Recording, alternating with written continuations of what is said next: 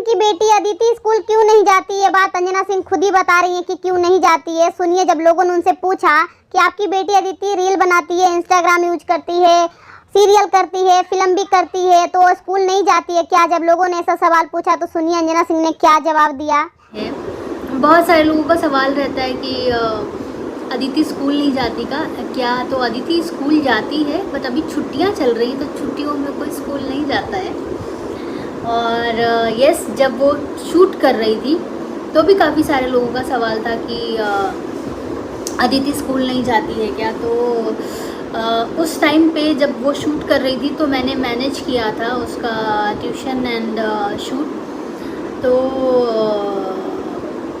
ऐसे करके मैंने उसकी स्टडीज़ को मैनेज किया और अभी उसके स्कूल रीओपन होने वाले हैं। अभी समर वेकेशन उसका ख़त्म होने वाला है।